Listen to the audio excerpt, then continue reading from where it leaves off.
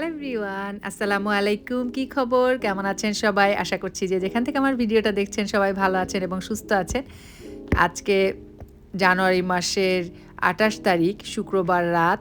আজকে রাত থেকে সারারাত, শনিবার সারাদিন, সারারাত এবং রবিবার পর্যন্ত আমাদের এখানে স্নোফল হওয়ার কথা। মোট ২৪ ইঞ্চি স্নোফল হওয়ার কথা।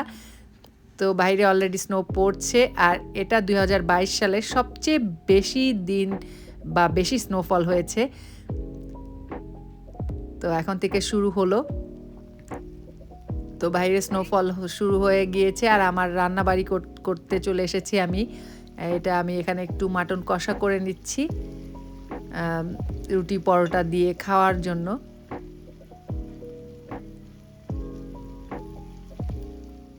তো বাচ্চাদের স্কুল তো এমনিতেই বন্ধ শনি রবিবারে। আর আমার হাজব্যান্ডও ২ দিন বাইরে বের হবে না। যেহেতু এত বেশি স্নো থাকবে, এখান থেকে গাড়ি বের করা খুবই মুশকিল। আর বের করলেও আপনি এসে আপনার জায়গায় গাড়ি রাখতে পারাটা মানে ভয়াবহ একটা অবস্থা হবে। যেই কারণে ও ২ দিন আর বাইরে বের হবে না। তো আমি একটু রান্নাবাড়ি বেশি করে রাখছি।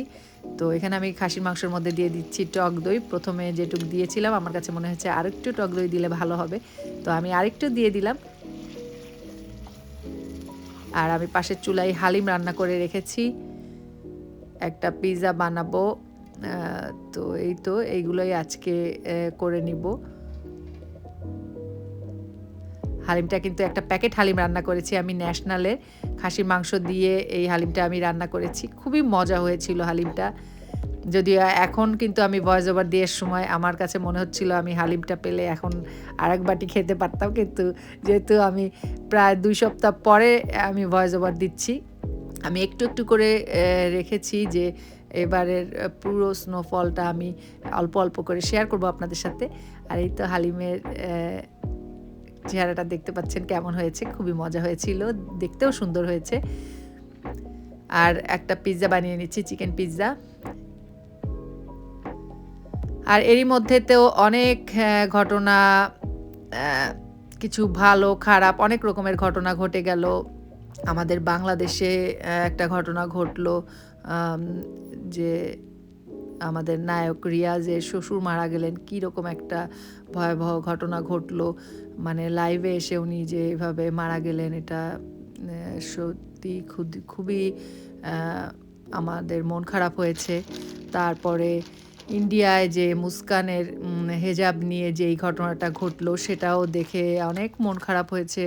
আমার চোখে পানি চলে এসেছে যে একটা মেয়ে কিভাবে সাহসিকতার সাথে এইভাবে এত ছোট একটা মেয়ে এভাবে চিৎকার করছিল।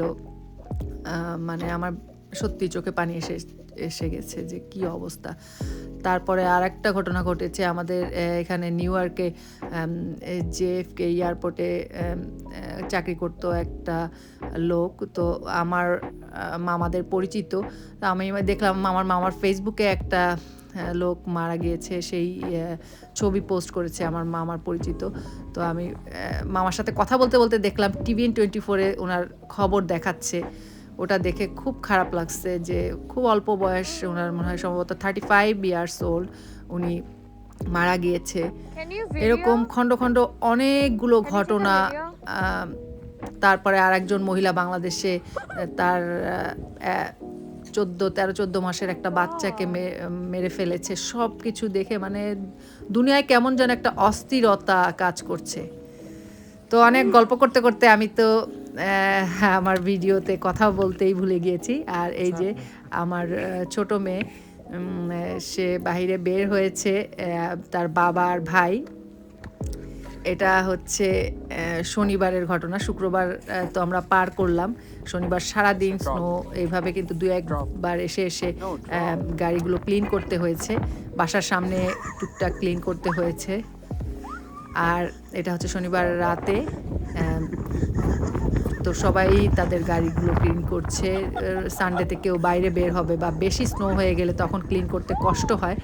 আর আমার ছোট মেয়ে আসে শুধু মজা করার জন্য। যখন ওর ভাইয়া বাইরে থাকে তখন ও এসে অনেক মজা করে।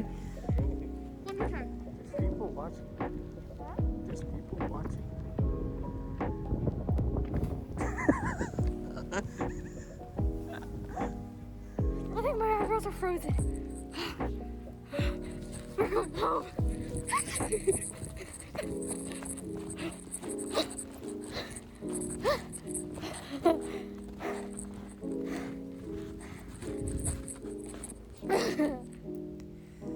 তো রাতের অবস্থা তো এইরকম।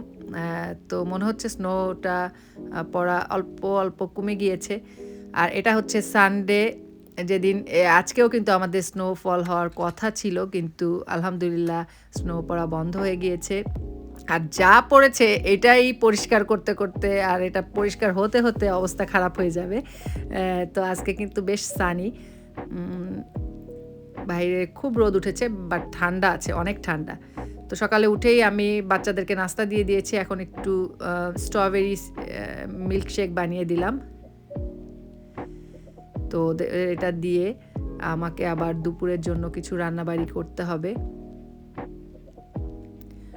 তো বাইরে কিন্তু মানুষ চলাফেরা করছে, দেখতে পাচ্ছেন। সবাই স্নো পড়ুক আর যাই হোক, মানুষের কাজ বাজ তো করতেই হবে। এখানে স্নো পড়লে কোনো কিছু বন্ধ হয় না, শুধু খুব বেশি যখন ইমার্জেন্সি হয় তখন হয়তো বাচ্চাদের স্কুল বন্ধ করে দেয়, কিন্তু এছাড়া টুকিটাকি যা কাজ আছে সবাই সবার কাজ করতে থাকে। আর এই যে বাইরে স্নো, কিন্তু আমার গাছগুলো ভিতরে রোদের মধ্যে মোটামুটি ভালোই আছে। আর পুরো তো সামারের পর থেকে এই গাছগুলো আমি ভিতরে রেখেছি, যদিও ওইভাবে প্রাণবন্তভাবে নেই গাছগুলো। আবার সামার পর্যন্ত থাকতে থাকতে হয়তো তারা সামার ফিরে আসলে আবার প্রাণবন্ত হবে। আমি একটু কফি খাচ্ছি। আমি গাছে ঠিকমতো পানি দিচ্ছি, যত্ন করছি, রোদে রাখার চেষ্টা করছি। আর ভাবছি যে একটু ওয়েদারটা ভালো হলে বাইরে একটু দিয়ে রোদের মধ্যে রাখতাম, ওটা করতে পারলে একটু মনে হয় ভালো হতো। কিন্তু এত বেশি ঠান্ডা যে একদমই ঠান্ডা কমে না আমি যে একটু বাইরে বের করব, এটার কোনো চান্স নেই। তো আমাকে কফি টফি শেষ করে এখন আমাকে রান্নাঘরের দিকে আবারও চলে যেতে হবে। তো ফার্স্টে আমি একটু মিষ্টি বানিয়ে নিলাম, যদিও আমার বাসায় মিষ্টি তেমন কেউ পছন্দ করে না, আমি নিজেই বানাই। কারণ আমি যদি একদম বানানো বন্ধ করে দেই তবে আমার মিষ্টি বানানোর হাতটা চলে যাবে, যে কারণে আমি একটু সাদা মিষ্টি বানিয়ে নিচ্ছি। আর দুপুরে রান্নার জন্য করেছি এখানে খিচুড়ি রান্না করেছি আমি 5 মিশালি ডাল দিয়ে, আর শিমের বিচি দিয়েছি আজকে খিচুড়ির মধ্যে। খুবই মজা হয়েছিল শিমের বিচি দেওয়াতে।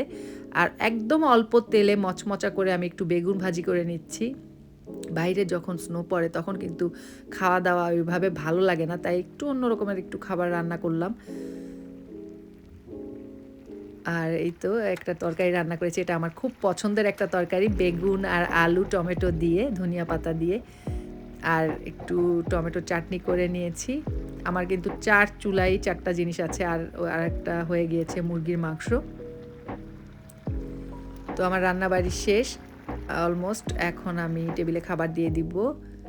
তো এই তো টেবিলে খাবার দেওয়াও হয়ে গিয়েছে, বেগুন ভাজি, আর ওই যে আমি বেগুন আলু দিয়ে যে তরকারিটা রান্না করেছি, এটা কিন্তু রুটি দিয়ে খেতে খুবই মজা হয়। আর খিচুড়ি, শিমের বিচি দিয়ে খিচুড়ি, মুরগির মাংস, পাতাকপি ভাজি, টমেটো চাটনি, এই আমাদের খাবার আজকে। তো এটা হচ্ছে তার পরের দিনের ঘটনা। এখন আমরা একটু বাইরে বের হচ্ছি, কাজে যেতে হবে, আমার হাজব্যান্ড কাজে যাবে আর আমারও একটু কাজ আছে, যেই কারণে আমরা দুজন একসাথে বাইরে বের হচ্ছি।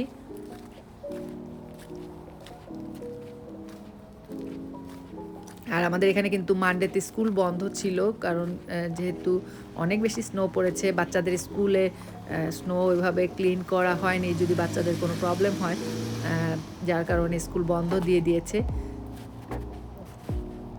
তো এই যে দেখতে পাচ্ছেন ব্ল্যাক আইস, এটা কিন্তু ভয়াবহ।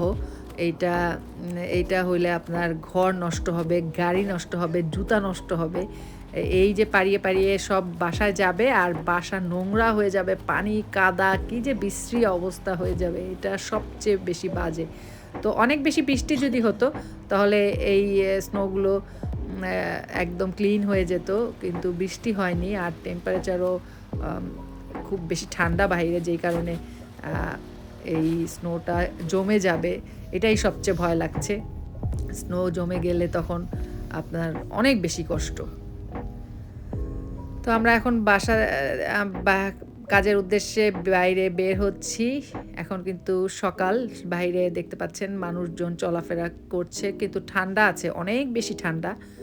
তারপরেও কাজবাজ তো করতে হবে, সব কিছুই চলবে ঠিক মতো।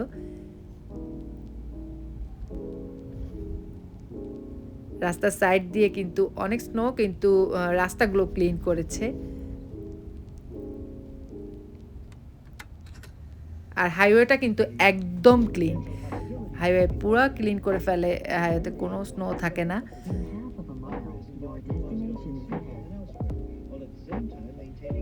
তো আজকে বাইরে বের হওয়াতে খুব ভালোই হয়েছে, আমি আপনাদের সাথে রাস্তার স্নোগুলো শেয়ার করতে পেরেছি, যে রাস্তার পরিস্থিতিটা কীরকম।